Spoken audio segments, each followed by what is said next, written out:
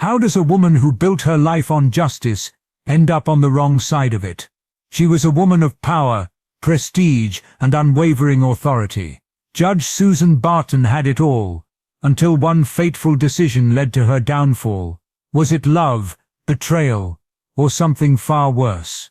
Welcome to True Crime IQ. Thank you, my dedicated viewers, for your support.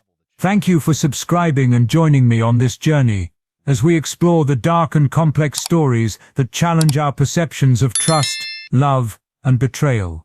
Be sure to subscribe so you never miss an update on our latest compelling narratives. Stay tuned.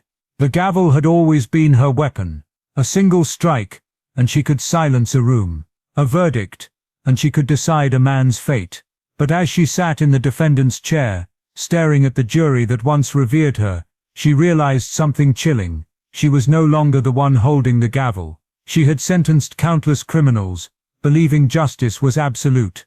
Now justice had turned on her, and the man she had risked everything for, the man who had whispered promises in the dark, who had made her feel alive again, he had set her up, and he was still out there, free. This is the story of Judge Susan Barton, a woman who let power blind her to the truths that were visible enough to be seen. Susan Barton was a name that carried weight, a force in the courtroom, a woman who didn't just rise through the ranks, she dominated them. From the moment she set foot in Princeton, it was clear she wasn't like the others. She was sharper, quicker, relentless. While others hesitated, she acted.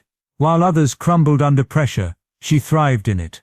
She had an air about her, an unshakable confidence that made even the most seasoned attorneys second-guess themselves. When she walked into a room, people noticed. Not because she demanded attention, but because she was attention. The way she carried herself, the way she spoke, the way she could dismantle an argument with nothing more than a calculated pause and a knowing look. It was enough to make even the most hardened criminals shift uncomfortably in their seats. Her career was built on precision, on discipline, on an unyielding belief that justice wasn't just a concept, it was a duty. She had no patience for incompetence, no tolerance for corruption, and when she took the bench, she ruled with the kind of authority that left no room for doubt. Her rise to Chief Judge of North Carolina wasn't just impressive, it was historic. A woman in a position that had, for so long, been dominated by men. She had shattered barriers, proven herself in a world that had tried to keep her out, and she had done it all without ever letting them see her sweat. Despite all her brilliance and all her success, Susan had one fatal flaw. She believed she was untouchable, that she had mastered the game so well, no one could outplay her. But then she was wrong. For years, Susan and Nicholas Barton were the kind of couple people admired. Both brilliant, both ambitious, both cut from the same sharp-edged cloth of the legal world. They met in law school, two minds that understood each other in ways only those who lived and breathed the law could. They debated for fun, challenged each other endlessly, and built a life on mutual ambition. Their marriage was more than love. It was a partnership, a shared pursuit of excellence. In the beginning, their successes felt like shared victories. When Nicholas won his first big case as a prosecutor, Susan was right there, celebrating as if it were her own. When she landed a prestigious clerkship, he told her he had never been prouder. They were equals, or at least, that's how it felt. But success has a way of tipping the scales. Susan's rise wasn't just steady, it was meteoric. One promotion led to another. Soon she wasn't just winning cases, she was shaping the legal landscape.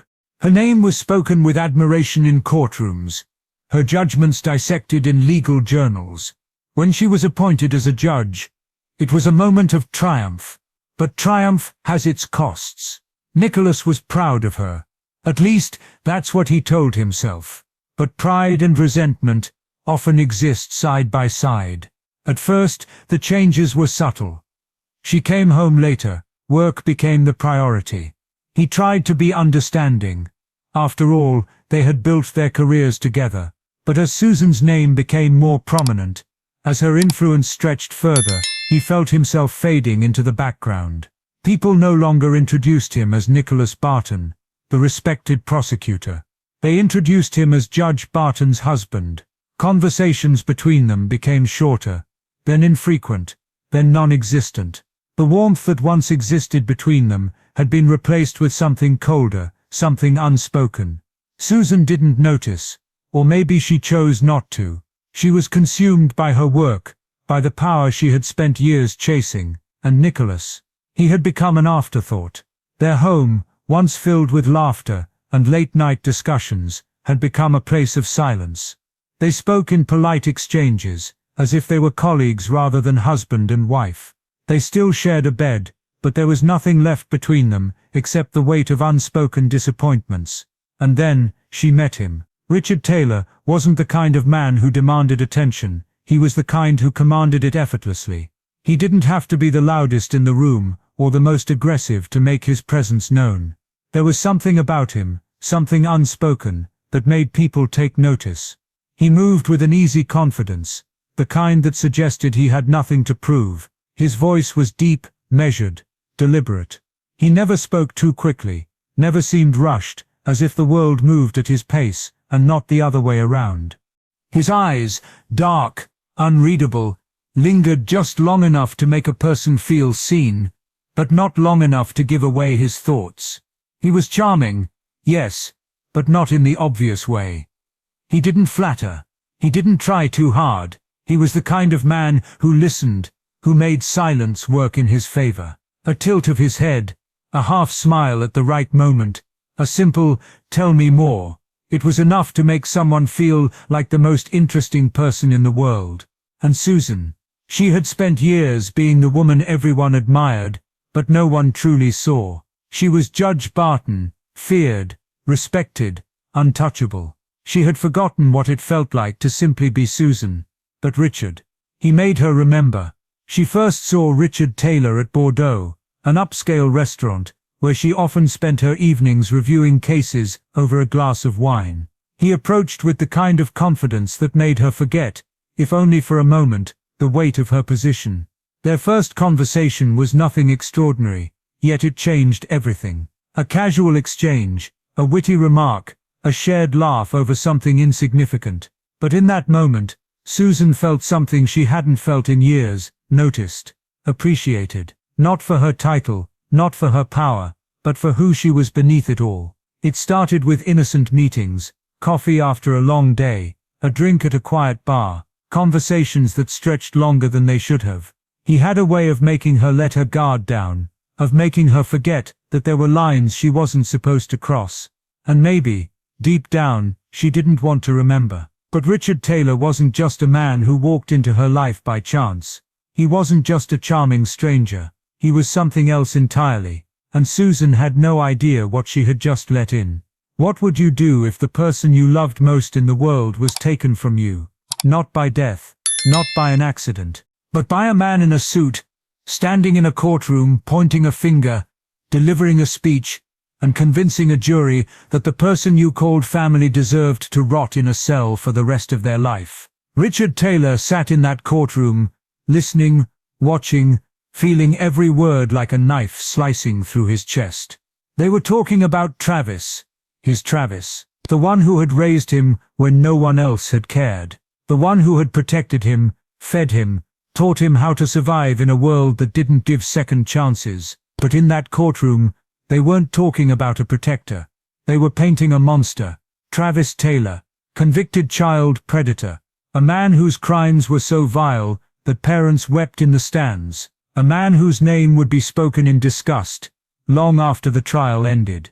Richard didn't recognize the man they described. He didn't recognize the stories, the testimonies, the accusations. That wasn't Travis. That couldn't be his brother. They didn't know the man who had carried him home after he got into his first fight. The man who had stood by him when their parents abandoned them. The man who had once sworn, "It's you and me against the world, little brother." And now Travis was locked away, forever, all because of Nicholas Barton. Richard had spent years thinking about that day, years replaying every moment, every word, every smug look on Nicholas's face. Nicholas Barton had taken everything from him, and one day, he would take everything from Nicholas. Now, it was time for payback. Nicholas had always known his marriage wasn't perfect. No union was. He had spent years convincing himself that Susan's absence was a byproduct of success, that her coldness was simply exhaustion, that the distance between them was nothing more than the natural erosion of time. But deep down, something never felt quite right. And when his old friend, Dave, came to him with proof, Nicholas finally saw his marriage for what it was: a lie. Dave was an investigator, a man who had spent years peeling back the layers of human deception. He had seen it all: embezzlers who wore the faces of saints, killers who wept on the stand, lovers who swore devotion while sharing their beds with strangers. So when he pulled Nicholas aside one evening, his voice was firm, his words sharp. "You need to see this." It was a photograph, crisp and clear. A man sitting across from Susan at an upscale restaurant. His posture was easy, relaxed, but his eyes were the kind that had seen too much, the kind that belonged to men who carried secrets heavy enough to sink them. Nicholas felt something shift inside him. Anger, maybe, or betrayal, or the slow, creeping realization that his wife, the woman he had built a life with, had already left him in every way that mattered. "He's not just some guy," Dave continued. "There's something off about him. I ran a check. Nothing came up. No history. No real past. A ghost. And ghosts don't just appear without a reason." Nicholas stared at the image, at the woman he still called his wife, leaning in just slightly toward this stranger. He studied the way she looked at him, the way the man's lips curved at some quiet remark. Nicholas had spent years memorizing Susan's expressions, her courtroom face, her home face, her public face. This was none of those. This was something else entirely. He wanted to believe it was just a mistake, that Dave was reading too much into it. But Dave wasn't the kind of man who threw accusations into the wind without cause. He had spent years uncovering truths people wanted to keep buried, and he never knocked on a door unless he was sure of what was behind it. Nicholas could still hear him speaking, but his mind was somewhere else. It was in the long, silent nights when Susan barely acknowledged him. It was in the way her phone was always face down, in the scent of a cologne that wasn't his clinging faintly to her clothes, in the dismissive way she met his questions with silence. He had told himself for months that he was imagining things, that he was being paranoid. But now, he had proof. And worse, Dave wasn't just warning him about an affair. No, the concern in his voice carried weight beyond that. This man, Nicholas, he's dangerous. It wasn't just the absence of a past that unsettled Dave. It was something in his demeanor, the way he blended in just a little too well. Men like that were careful. They calculated every move, measured every word. They didn't just exist. They positioned themselves exactly where they needed to be. Nicholas swallowed, his throat dry. "You think he's using her?" Dave didn't answer right away. He didn't need to. His silence was answer enough. Nicholas looked back at the photo. Susan looked happy, at ease, a version of her he hadn't seen in years. And that's what scared him the most. Because a woman like Susan, a woman who was always in control, didn't just fall for anyone. If she was with this man, if she trusted him, it meant she had let him in. And if Dave was right, if this man wasn't who he said he was, then Susan had done more than just betray her marriage. She had walked into something she couldn't get herself out of. Nicholas had always believed that if the day ever came when he confronted Susan about another man, she would at least have the decency to lie, to fumble, to explain, to soften the blow with some half-hearted excuse. Something, anything. But when the words left his mouth, when he asked her outright, she didn't even blink. Yes, one word, flat, cold, as if he had asked if she had already eaten dinner, as if the weight of their years together, the home they built, the life they shared, was nothing more than an old coat she had shrugged off without a second thought. Nicholas stood there, waiting for the rush of guilt to hit her, for the regret to creep in. It didn't. She didn't offer an apology. She didn't ask for forgiveness. In fact, she looked bored. "Is that what you came here for? To confirm what you already knew?" The woman standing in front of him wasn't the woman he married. He had loved Susan because she was strong, because she was unshakable. But this wasn't strength. This was something else. Indifference. That was the part that hit him the hardest. Not the betrayal. Not the affair. It was the way she simply did not care. Nicholas felt something inside him shift. Not just anger, but something deeper, something uglier. He wanted to shake her, to drag her back to the woman she used to be. The one who used to laugh with him late into the night, who used to reach for his hand without thinking, who used to look at him like he was hers. But that woman was gone. He was standing in front of a stranger who wore his wife's face, and then she smiled. It was small, barely there, but he saw it. It wasn't nervous, it wasn't remorseful, it was the kind of smile that said, "You're wasting your time." That was when he realized the worst part of it all.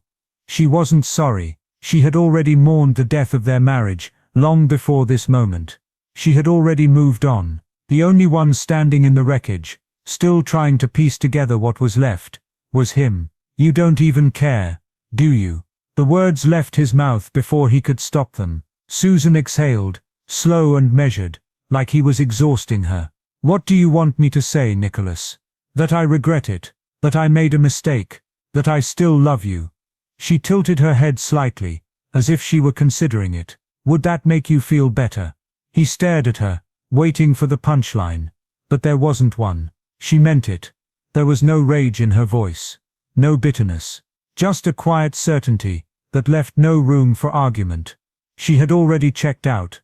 And the truth was, she wasn't even trying to hurt him. She simply didn't care enough. He felt his hands clench at his sides, but he wasn't even sure if it was anger anymore. "You're making a mistake," he said. But even as he said it, he knew she wouldn't believe him. She laughed, a soft, almost amused sound, as if the idea that she could ever be wrong was ridiculous. "I'm exactly where I want to be." And that was it. That was all she had to say. Nicholas had come here looking for an answer, but all he found was the undeniable truth staring him in the face. Susan had already chosen her side, and for the first time since he had met her, he realized something. He didn't know her at all. Nicholas Barton was a man who had spent his life searching for the truth, and in the end it killed him. The call came late at night, the kind of call no one ever wants to receive. A single gunshot wound to the head. No struggle, no forced entry. Just Nicholas, slumped over in the very home he once shared with the woman who now stood accused of his murder. The evidence was damning. The gun belonged to Susan. Her fingerprints covered the handle. A single bullet fired from her own weapon had ended the life of the man she once vowed to love and protect. And then there was the call, an anonymous tip, a whisper in the dark that told the police everything they needed to know. Nicholas had confronted Susan about the affair. He had threatened her. Maybe she had panicked. Maybe she had snapped. But the message was clear. She had every reason to want him dead. There was no room for doubt, no space for alternative explanations. The case against her was built with precision, piece by piece, until there was no question left to ask. Nicholas Barton had died in his own home, and his wife, Judge Susan Barton, a woman who had built her entire career on the foundation of law and justice, was the only name that mattered. Susan had spent years presiding over cases like this. She had looked into the faces of men and women accused of unthinkable crimes, waiting for them to justify the unjustifiable. She had listened as they pleaded, as they swore they were innocent, as they clung to any last shred of hope that the system would see the truth. And now, it was her sitting in the defendant's chair. The weight of the courtroom was suffocating. The walls felt smaller, the air heavier. It was a place she had commanded, a place where her word had been final. And yet, here she was, trapped in the very machine she had once controlled. The judge, now judged. Guilty. One word, one moment. And just like that, it was over. Susan Barton had spent years commanding courtrooms, deciding fates with a single strike of her gavel. Now, she sat in silence, as her own fate was sealed. There was no power left in her hands, no authority in her voice. She was no longer the judge. She was the judged. Life in prison. The words echoed in her ears, but she didn't move. She didn't speak. What was there to say? She had fought, denied, argued, but none of it mattered. The jury had made their decision. The world had turned against her. The walls of her empire had crumbled. and the dust had settled on a woman unrecognizable from the one who had once stood above them all. There was no dignity in the way it ended, no grand defense that could erase the evidence stacked against her, no last-minute revelation that could clear her name. The world saw what they wanted to see, a woman guilty of murder, and now, they had what they wanted. She was led out of the courtroom, her hands bound in cuffs that had once circled the wrists of criminals she had sentenced. The orange jumpsuit, stiff and humiliating, clung to her skin like a brand. Susan Barton, the woman who had once held power over others, was now just another inmate, another number, another forgotten name in a prison full of broken people. But the real punishment wasn't the bars or the walls that locked her in. It wasn't the loss of her title, her career, or the respect that had once followed her name. It was knowing she had done this to herself. She had given her trust to the wrong man. She had let herself believe in something that was never real. But that wasn't the part that broke her. It was the silence. Richard was gone. No calls, no messages, no explanations, just emptiness, where he once stood. The man she had trusted, the man she had risked everything for, had vanished without a trace. And then, the truth came to her like a slow, sickening realization. He had played her. From the very beginning, every move, every word, every touch, calculated. He had never cared for her. He had used her. And now, with Nicholas gone, with her sitting here, facing a life sentence for a crime she didn't commit, he was free. She had given up everything for him. Her career, her marriage, her name. And in return, he had left her to rot. Susan Barton, a woman who once held the power to decide the fate of others, was now nothing more than another case in the system. And for the first time in her life, she understood what it meant to lose. There were no appeals, no second chances, no justice for her. This was it. This was the rest of her life, and she would spend every second of it knowing she had let it happen. As we come to the end of Susan's story, we'd love to know your thoughts on this intense story. Was Susan truly a victim? Did she really cause her downfall? Or did ambition and recklessness make her blind to the truth? Let us know your perspective in the comments below. Don't forget to like this video if you found it thought-provoking, and subscribe to True Crime IQ for more gripping tales like this. Join the community, hit the notification bell so you never miss an update, and we'll see you in our next video.